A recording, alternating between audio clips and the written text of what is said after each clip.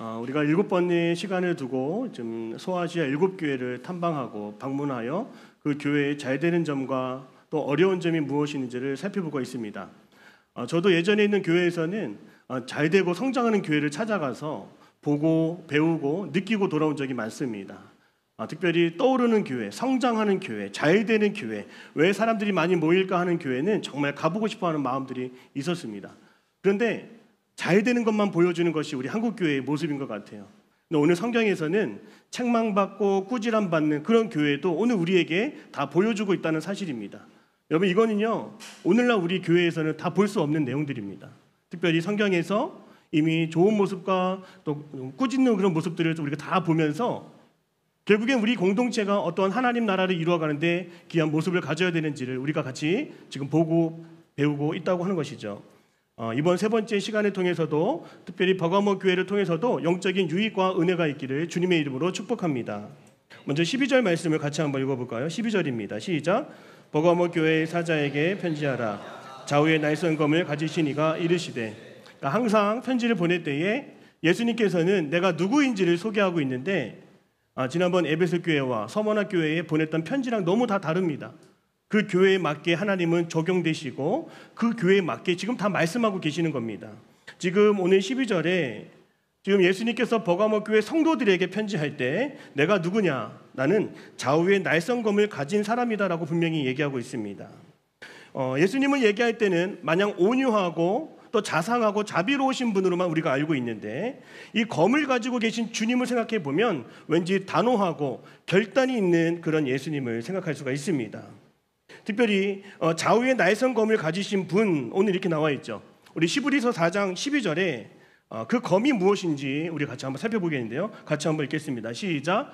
하나님의 말씀은 살아있고 활력이 있어 좌우에 날선 어떤 검보다도 예리하여 혼과 영과 및 관절과 골수를 찔러 쪼개기까지 하며 또 마음의 생각과 뜻을 판단하나니. 아멘. 여러분, 이 검이요 양날의 검입니다. 따라합니다. 양날의 검. 이 좌우에 날선 검이라고 하는 것은 이 고대 로마 군단병들이 사용했던 양날의 검을 의미하는 거예요. 여러분, 좁은 전투 상황에서는요 칼을 찔렀다가 다시 빼가지고 다시 찌르고 하는 게 쉽지가 않습니다. 그 칼을 다시 빼는 순간 내가 칼이 찔릴 수가 있어요. 그래서 이 양날의 검이 있으면 한쪽으로 베었는데 그냥 저처럼 유연하게 이렇게 돌려도 그냥 사람이 맞는 거예요. 그러니까 양날의 검은 너무나 큰 장점들을 가지고 있는 검이라고 할 수 있는 거죠. 한쪽 날과 다른 날로 다 공격할 수 있는 날, 그것이 양날의 검이에요. 자, 오늘 예수님께서 이 검을 가지고 오셨다라고 하는 것은 무엇을 의미할까요? 먼저 이 검은 오늘 방금 히브리서 4장 12절을 읽은 것처럼 이 검은 바로 하나님의 말씀의 검을 의미하는 겁니다. 여러분, 하나님의 말씀은요 양날을 가지고 있어요. 하나님의 말씀은 양쪽 날을 가지고 있어서 하나님의 말씀을 들으면 우리의 마음속에 어떤 작용들이 일어나냐면 말씀이 쓰게 느껴지는 거예요. 때로는 말씀이 나를 찌르는 말씀처럼 다가오는 겁니다. 그 말씀을 들으면 내가 혼나는 거 아닌가? 나를 지금 꾸짖고 있지 않은가? 이런 마음이 좀 드는 겁니다. 그리고 또 한 날을 가지고 말씀을 들으면 그 말씀 안에서 정말 살아계신 하나님의 온유함과 따뜻함과 자상함과 그 러블리한 스윗함을 느낄 수가 있는 거죠. 제가 여러분에게 스윗한 것처럼 아닌 것 같은데, 자, 예수님의 말씀은 이렇게 양날의 검처럼 우리에게 다가온다고 하는 거예요. 여러분, 오늘날 이 양날의 검으로 말씀하시고 일하시는 주님의 말씀을 오늘 여러분들은 듣고 계십니까? 달콤한 위로의 말씀은 참으로 좋습니다. 인스타그램에서 뛰어난 말씀의 통찰을 가지고 카드 메시지를 띄우는 그런 인스타그램의 글들을 보면 정말 위로가 되고 힘이 됩니다.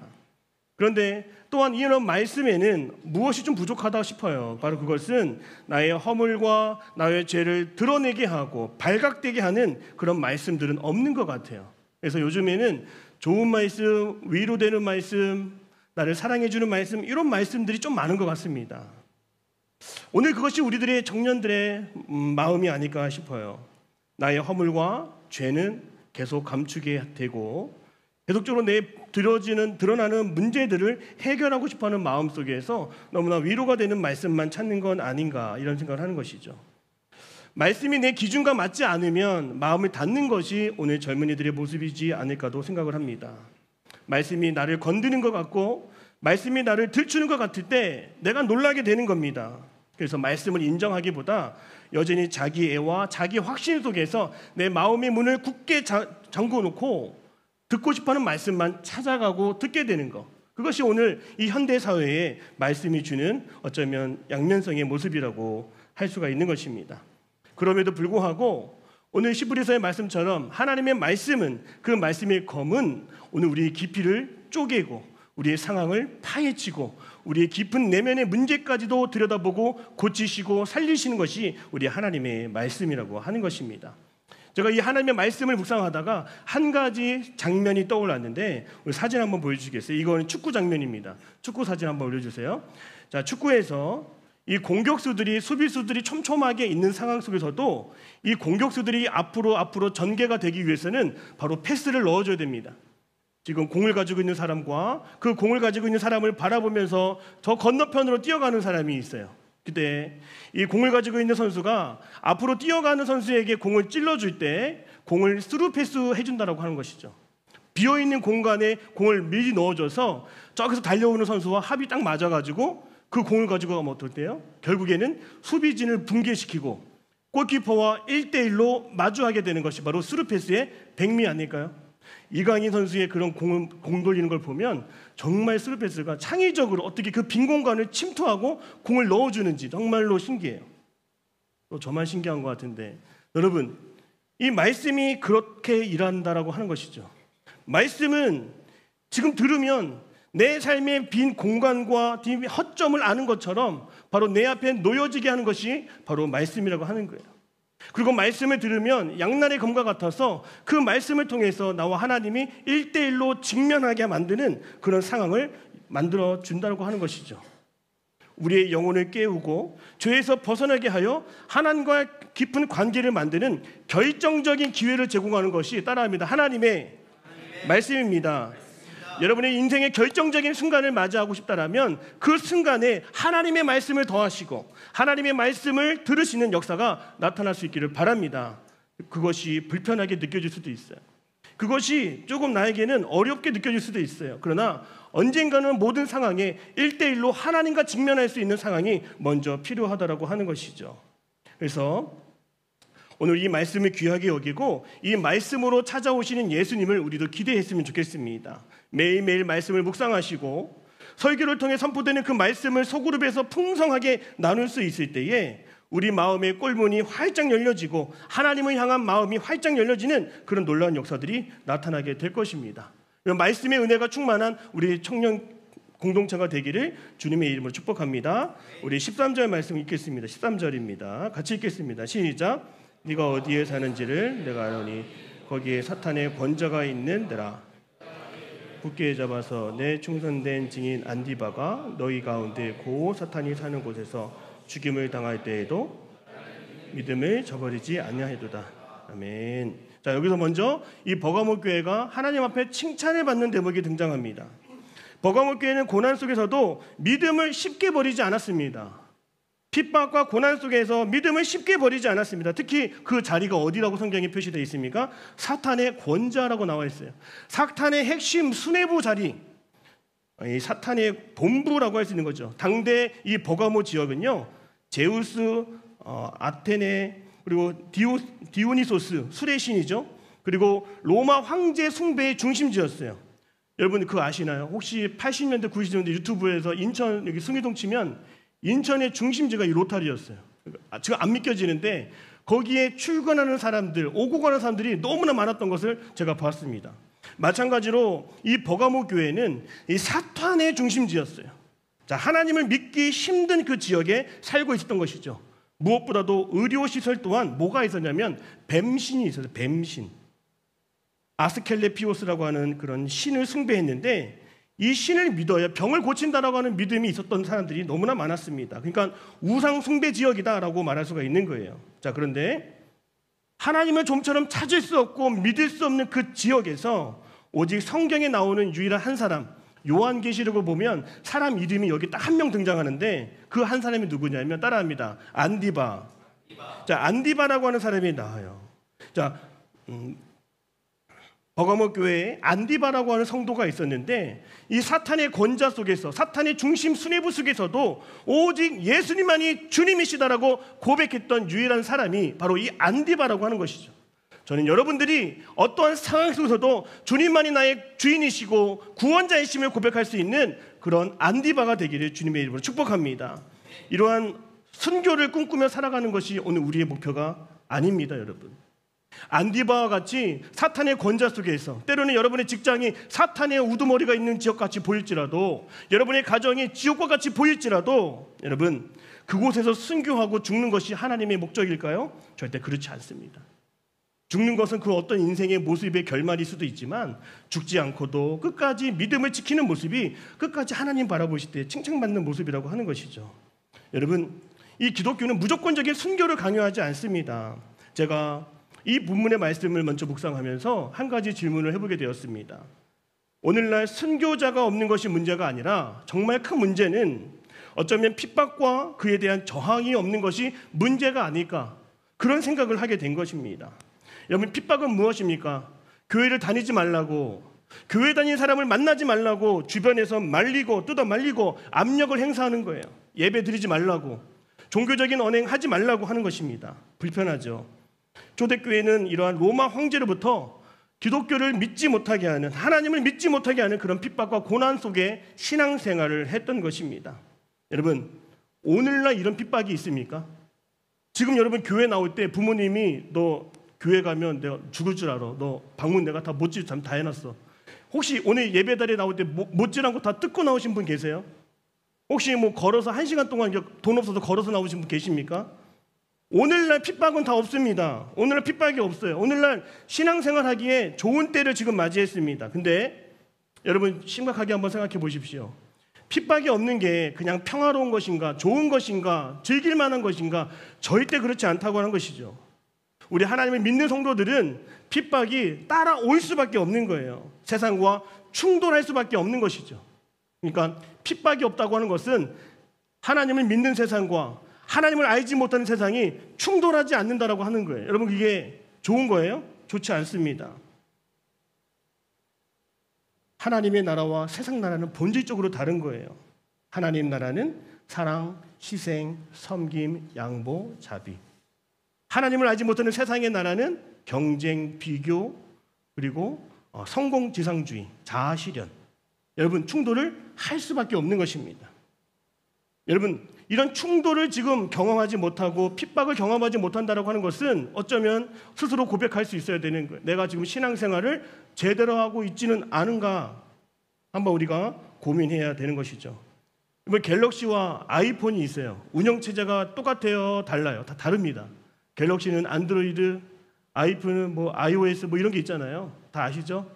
근데 저도 아이폰을 쓰다가 이 갤럭시 뭐 패드 이런 거 썼는데, 동시에 썼었는데, 이 아이폰에서는 그 노트 패드 같은 게 뭐 11,000원짜리 다운받아 썼는데 이게 어디에 호환이 안 됐어요? 갤럭시와 호환이 안 되는 거예요. 안드로이드랑 사용이 안 되는 거예요. 그래서 2번 저희짜리에서 각각 그 어플을 다운받고 쓴 적이 있었어요. 여러분, 하나님 나라와 세상 나라는요, 운영체제가 다르기 때문에 충돌할 수밖에 없는 거예요. 핍박이 있을 수밖에 없는 것입니다. 만약에 충돌이 없고 핍박이 없다면 뭐예요, 여러분? 어느 한쪽에서는 그 본질을 잃어버렸기 때문에 그냥 호환이 돼버리고 섞여버린 것이라고 할 수 있는 것이죠. 이건 가장 큰 영적인 문제입니다, 여러분. 그래서 핍박이 없는 것을 좋아해서는 안 된다는 거예요. 여러분, 내가 하나님을 믿지 않는 사람들과, 술을 좋아하는 사람들과, 세상 유흥을 좋아하는 사람들과 쉽게 어울리는 게 여러분 좋은 겁니까? 아무 거리낌 없이 친해지는 게 좋은 겁니까? 당연한 겁니까? 절대 그렇지 않죠. 세상의 비율을 맞추고 살아가야 한다고 세상 사람들은 말하죠. 세상의 성공 방식 레시피를 그대로 따라가라고 그렇게 말하는 것이죠. 여러분, 그러다 보면 섞이게 되는 거예요. 아무 충돌 없이 편안하게 신앙생활 하게 된다는 것을 알아야 되는 거예요.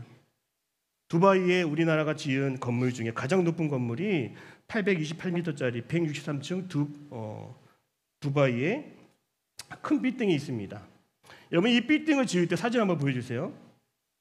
이 빌딩을 지을 때에 우리나라에서 어떻게 지었냐면 이 빌딩을 100m, 100m, 100m 올라갈 때마다 네 군데 귀퉁이를 정해놓고 GPS 교신을 하면서 이 바람에 크게 흔들리기 때문에 정확한 오차가 없이 짓고 또 점검하고 짓고 또 점검하고 거대한 바람이 불기 때문에 그렇게 하지 않으면 모든 공정을 맞추고 일치되게 하나하나 점검하고 교신하고 정말로 세밀하게 건물을 지었다라고 하는 것이죠. 매 순간 외부에서 불어오는 외풍처럼 오늘 우리 인생에도 자꾸만 찾아오는 외풍이 있어요. 고난이 있습니다. 시련이 있습니다. 감당하고 또 감당할 수 없는 것 같은 그런 어려움들이 있습니다. 여러분, 그때마다 핍박을 두려워해서는 안 된다는 것이죠. 끝까지 우리도 하나님과 접촉이 되고 교신이 되고 만날 수 있고 늘 주님께 기도로 나아갈 수 있는 삶을 살아갈 때 따라합니다. 핍박을 감당할 수 있습니다. 여러분, 우리가요 핍박을 좀 당해야 됩니다. 좀 고난을 좀 당해야 됩니다. 좀 부딪힐 줄도 좀 알아야 되는 거예요. 그만한 능력이 오늘 우리 가운데 있기 때문인 거예요. 예수님도 핍박을 피하지 않으셨습니다. 십자가의 채찍을 피하지 않으셨어요. 그리고 그 안에서 죽음을 통해서 새로운 생명을, 부활의 능력을 주님은 경험할 수 있었던 것이죠. 여러분, 우리도 예수님 때문에 당하는 고통이 있습니까? 우리도 예수님 때문에 당하는 수모가 있어야 되는 거예요. 그 수모를 주님이 아시고 우리도 예수님도 우리 때문에, 우리 죄 때문에 죽음 당하셨다는 것을 우리가 알기 때문에 우리는 그 부딪혔을 때에 반드시 일어날 수 있는 은혜가 하나님께서 허락해 주시고 또 우리 내면에 더 기도할 수 있는, 더 부르짖을 수 있는, 더 그 핍박을 뚫고 나갈 수 있는 힘과 능력을 하나님은 반드시 우리에게 허락해 주실 것입니다. 우리가 느헤미야의 그런 노래를 부르면서 다시 세우리 노래하지 않습니까? 여러분, 성벽을 세우는 게 쉬운 게 아니었어요.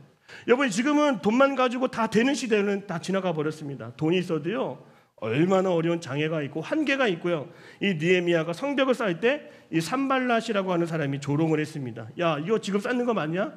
야, 지금은 이것을 쌓는 시기가 아니고 어떻게든 너희들이 좀 모여서 집단을 구성하고 또 이렇게 뭐 흩어진 백성들을 먼저 살피는 게 먼저가 아니냐? 비아냥거렸어요.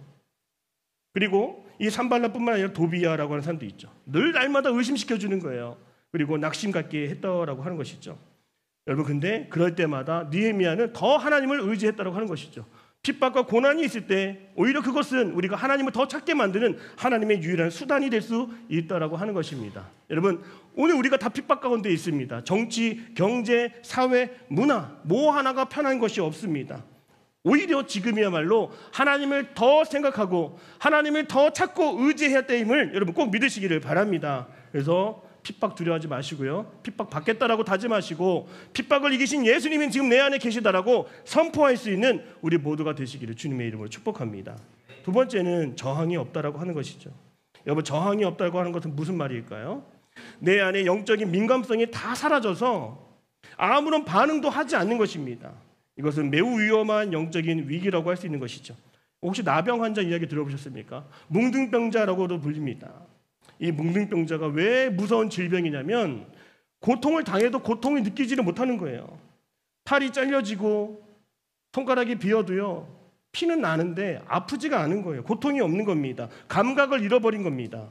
여러분, 뜨거우면 뜨겁다라고 얘기해야 되죠. 차가우면 차갑다라고 얘기해야 되는데 나병 환자요, 뭉둥병자는 그 고통에 느끼지를 못하는 거예요. 결국에는 살이 잘라지고 뭉개지고 떨어져 나가도 어떠한 고통을 느끼지 못하기 때문에 완전히 몸을 잃어버릴 수 있게 되는 것입니다.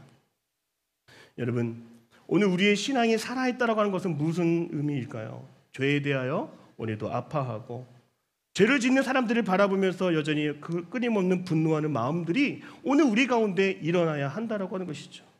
영적인 충돌도 일어나지 않고 핍박도 일어나지 않고 이 마음속에서 불의한 것을 봐도 그냥 아무렇지도 않게 살아가는 거, 여러분, 신앙을 잃어버린 인간의 모습이라고 할 수 있는 것입니다. 우리가 헬스장에서 이제 근육을 키우려고 하면 여러분 뭘 해야 돼요? 아령을 들어야 되죠. 내가 감당할 수 없는 조금 더의 무게를 들어야 되는 거지. 우리가 오랜만에 우리 용고 형제가 몸을 벌크업해서 나타났는데 얼마나 많은 역기를 들고 몸을 단련시킨지 모르겠어요. 여러분, 이 저항이 없다면 어떠한 단계를 넘어갈 수가 없는 거예요. 끊임없이 우리가 죄에 대해서도 이 저항하는 마음을 가지고 어쩌면 죄에 대해서 무기력한 우리들을 더 깨어나게 하는 그런 하나님의 은혜가 우리 가운데 있어야 되는 것이죠. 우리 개신교를 부르는 용어 가운데 하나가 있다면 바로 그것은 따라합니다. 프로테스탄트. 이 프로테스탄트가요, 우리 개신교라고 하는 용어잖아요, 맞죠? 이 프로테스탄트가 무슨 뜻이냐면 저항하는 사람들이라고 얘기하는 거예요. 당시 종교개혁자들은 교회가 성경적인 진리에서 벗어나서 이 면죄부를 판매하고 있으니까 이게 말이나 되는 소리냐, 그렇게 반발했습니다. 저항했어요. 세속적인 권력에 뛰어들고 그들을 욕하고 그들을 채찍질하려고 했습니다. 교리적인 개혁을 넘어서서 세상의 가치에 쉽게 동화되지 않으려고 붙들고 살았던 사람들이 바로 프로테스탄트라고 하는 것이죠. 사랑하는 여러분, 오늘 우리가 저항자들이 되었으면 좋겠어요. 오늘 우리가 그냥 받아들이고만 있기보다, 그냥 수용하고만 있기보다 이건 아니다, 이건 아니잖아요 라고 하는 마음을 가지고 하나님 앞에 나아가서 기도하고 부르짖고 성령의 충만한 가운데 통성기도까지 나아갈 수 있는 우리 마음들이 되었으면 좋겠습니다. 제가 군에 있을 때에는 정말로 하나님을 찾지 않았던 것 같아요. 주일이 돼도 군대에 같이 병사들하고 같이 있으니까 교회를 안 가도 뭐라고 할 사람도 없고, 교회 안 가면 그 시간에 TV 볼 수 있고 놀 수 있고 되게 좋거든요. 근데 그렇게 시간을 보내다 보니까 너무 마음에 갑자기 찔림이 오는 거예요. 그래서 너무나 바닥을 처해 있는 저의 모습을 보면서 주변의 교회를, 민간교회를 찾아가기 시작했습니다. 그곳에서 더 이상 이렇게 주저앉을 수 없는 내 신앙의 모습을 보면서 여러분, 하나님이 어떻게 저에게 역사하셨을까요? 제 입술을 열어서 소리 치게 하시고 소리 지르게 하시더라고요. 저는 그때 통성기도가 처음 나오기 시작했어요. 사랑하는 여러분, 오늘 우리 세상의 법 위에 하나님 법이 있음을 알고 한 번 더 부르짖을 수 있는 우리 청년들이 됐으면 좋겠어요. 저항을 할 수 있었으면 좋겠어요. 여러분, 주님, 이대로는 제가 살 수가 없습니다. 주님, 이렇게 제가 무너질 수는 없습니다. 주님, 저를 이렇게 내버려 두지 마시고 저를 더 이끌어 주시고 더 배우는 자리로, 하나님을 만나는 자리로 저를 이끌어 주시옵소서. 여러분, 기도할 수 있는 자가 저는 프로테스탄트라고 생각을 하는 것입니다. 요한계시록에 나왔던 유일한 안디바가 그 역사상 처음 있었던 사람의 이름처럼 오늘 이 시대에 또 다른 안디바가 필요합니다. 여러분, 직장에서도 안디바가 필요하고요, 우리 교회에서도 안디바가 필요합니다. 끝까지 불에 타오르는 하나님의 사람 안디바, 끝까지 어떤 핍박과 고난 속에서도 멈추지 않고 살아갈 수 있는 안디바가 필요한 거예요. 혹시 여러분 혹시 사진 하나 있나요? 안디바가 어디에 들어가서 순교했는지? 노수로 만든 송아지 안에 들어갔는데 혹시 사진 있나요? 안디바가 순교했던 모습입니다. 노수로 만든 송아지 그 안에 들어가서 죽기까지 했던 사람이 안디바예요. 오늘 저는 여러분에게 저러한 순교의 모습을 여러분에게 구하지 않습니다. 대신 여러분, 핍박 속에서도 저항할 수 있는 그런 하나님의 사람이 되는 것이 정말 믿음의 사람이요 이기는 자의 모습이라고 하는 것을 말씀드리고 싶은 것입니다. 사랑하는 여러분, 끝까지 처음 신앙은 감동과 감격에서 시작을 했지만 이 신앙생활은 계속적인 의지를 가지고 나아가야 되는 영역이다라고 믿으시고 끝까지 규칙적으로 예배할 수 있는 우리 모두가 되기를 주님의 이름으로 축복합니다. 우리 14절과 15절 같이 한번 읽어볼까요? 같이 읽겠습니다. 시작. 내게 두어 가지 책망할 것이 있나니 거기 내게 발람의 교훈을 지키는 자들이 있도다. 발람이 발락을 가르쳐 이스라엘 자손 앞에 걸림돌을 놓아 우상의 제물을 먹게 하였고 또 행음하게 하였느니라. 이와 같이 내게도 니골라 당의 교훈을 지키는 자들이 있도다. 아멘. 자, 버가모 교회는 눈에 보이는 핍박, 눈에 보이는 환난은 잘 이겨냈던 교회가 바로 버가모 교회인데, 하나 실망스러운 건 뭐냐면 이 보이지 않는 내면의 문제에 무너졌던 교회가 바로 버가모 교회라고 하는 것이죠. 이 성도들의 마음속에 내면에 어떠한 문제들이 있었는지 보시길 바랍니다. 먼저 이 14절 15절에 뭐라고 나왔냐면, 따라합니다. 발람의 교훈. 자, 발람의 교훈, 우리가 말할 수가 있는 거예요. 이 발람이라고 하는 단어가 나오잖아요. 이 발람은 구약시대 민수기에 나오는 구약 선지자입니다. 얼마나 유명했냐면 그 선지자가 기도하면 다 축복받고 그 선지자가 기도해야 모든 일이 해결된다라고 해서 그의 이름이 당대에 유명했습니다. 근데 이 발람이라고 하는 선지자를 조종하려고 했던 사람이 바로 이방 사람, 이방 민족 모압 왕 발락이라고 하는 사람이에요. 이 모압 왕 발락은요, 이스라엘 백성들이 너무나 두려웠고 이스라엘 백성들이 너무나 싫었기 때문에 누구를 통해서? 발람 선지자를 통해서 저들을 저주하라고 시켰던 사람이 바로 발락입니다. 여러분, 근데 신기한 게 이 발람 선지자가 이스라엘 백성들을 보면서 저주하고 너희들은 죽게 될 것이다, 너희는 못 살게 될 것이다, 이렇게 저주를 퍼부었는데 실제로 발람 선지자의 입에서는 저주가 아니라 축복의 언어가 나갔다라고 합니다. 너희들은 잘 될 것이다, 너희들은 위대한 민족이다. 신기하지 않습니까?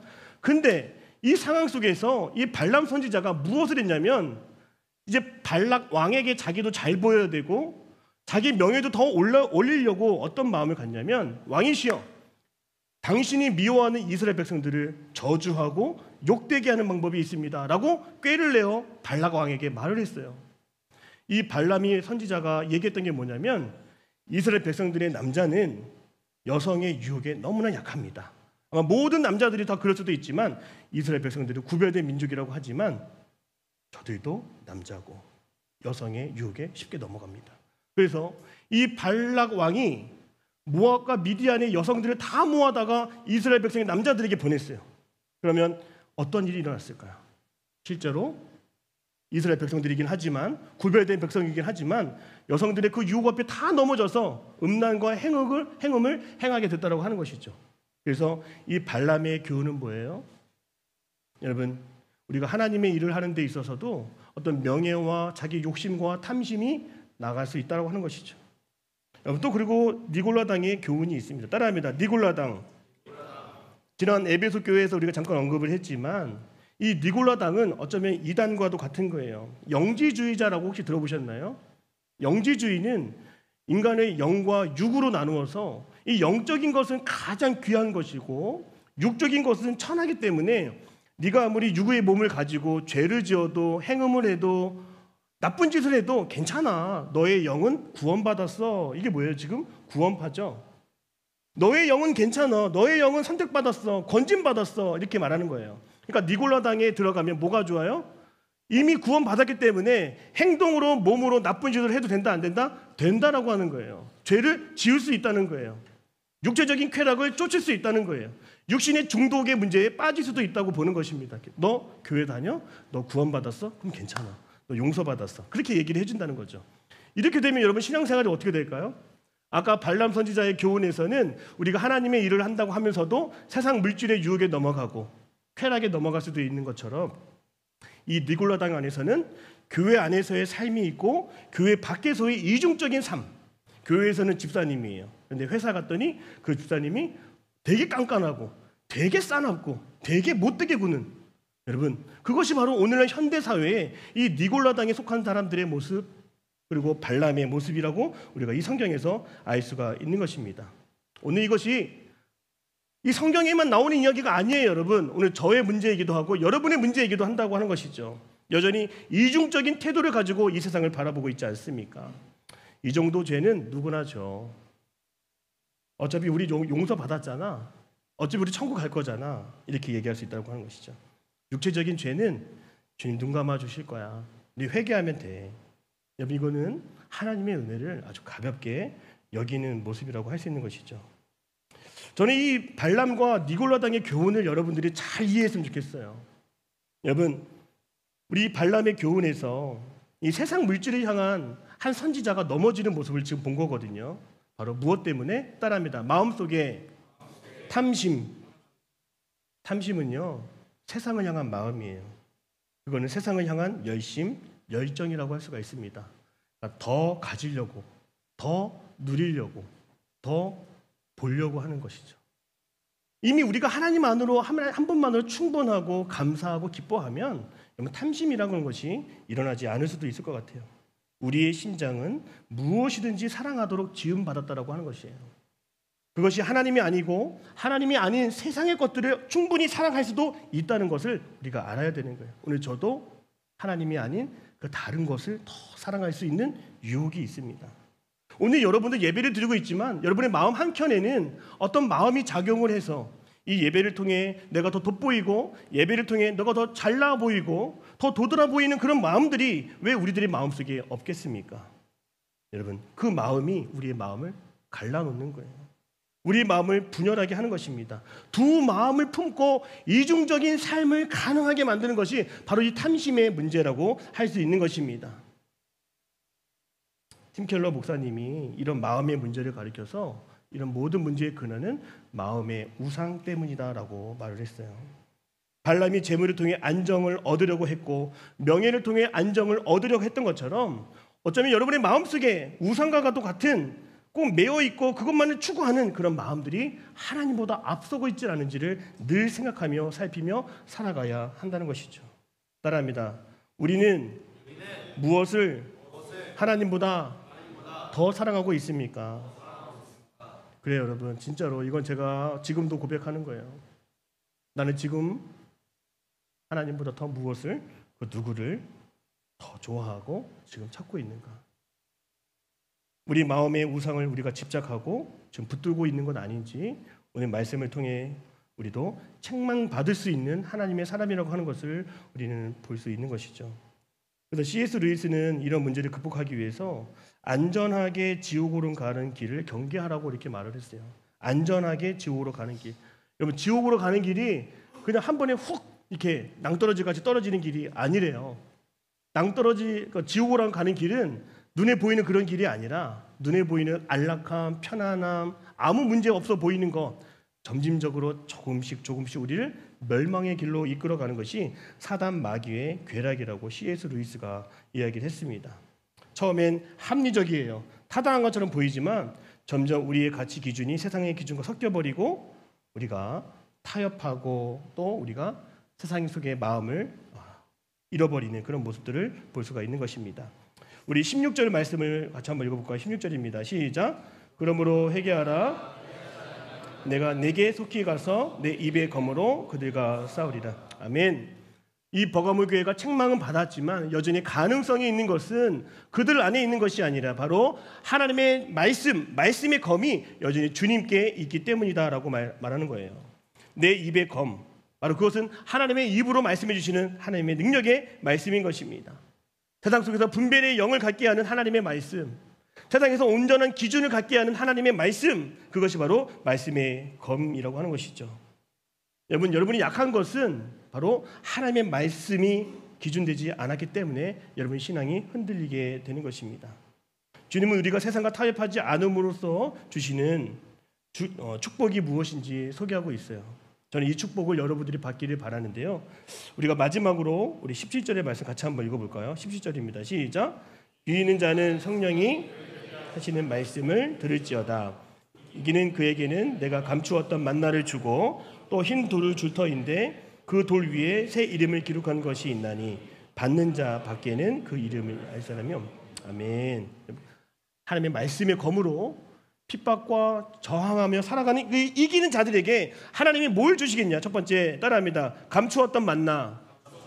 이게 뭐냐면 구약에서 이스라엘 백성들을 먹이기 위해서 하늘에서 내려준 만나인데요. 그것이 감추어졌다고 하는 것은 나는 생명의 떡으로 생명의 만나로 오셨다고 하는 예수님을 너에게 주겠다라고 하는 것입니다.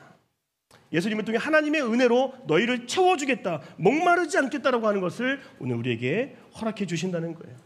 예수님을 통해서 영원히 목마르지 않는 삶이 되기를 주님의 이름으로 축복합니다. 더 나아가서 어떤 축복이 있어요? 따라합니다. 흰 돌을 주시겠다라고 얘기하시는 거예요. 흰 돌이 무엇이냐면 과거에 무죄 판결을 받을 때 사용했던 돌이 바로 흰 돌입니다. 돌을 던져서 그 무죄라고 하는 것을 많은 사람들에게 보여줄 때 이 흰 돌을 던졌다라고 해요. 자유를 상징하고 무죄를 선언하면서 너가 영적인 전쟁에서 승리했다라고 선언해 주시는 것입니다. 그리고 이 흰 돌은 또 언제 사용되냐면 연회, 잔치 여기 들어갈 때 입장권과 같은 거예요. 그러니까 흰 돌을 가지고 있으면 잔치집에 들어갈 수 있는 것입니다. 무슨 뜻일까요, 여러분?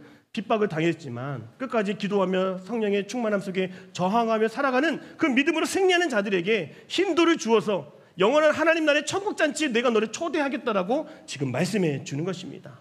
오늘 그 천국잔치의 주인이 오늘 우리가 될 수 있음을 믿으시기를 바랍니다. 하나님의 영원한 천국잔치에 들어갈 자격을 얻게 된다라고 하는 거예요. 그리고 그 돌 위에 새 이름을 새기시겠다라고 하는 것이죠.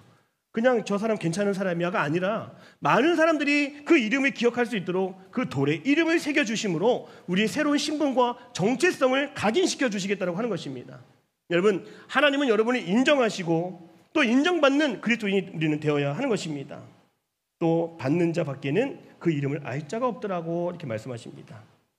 자, 여러분, 하나님과 영적으로 이기는 자 사이에는 개인적인 친밀한 관계가 이루어지게 하신다는 거예요. 하나님이 이렇게 믿는 자를 인정해 주시겠다. 여러분, 끝까지 믿음으로 싸워 승리할 수 있는 우리 모두가 다 되시기를 주님의 이름으로 축복합니다.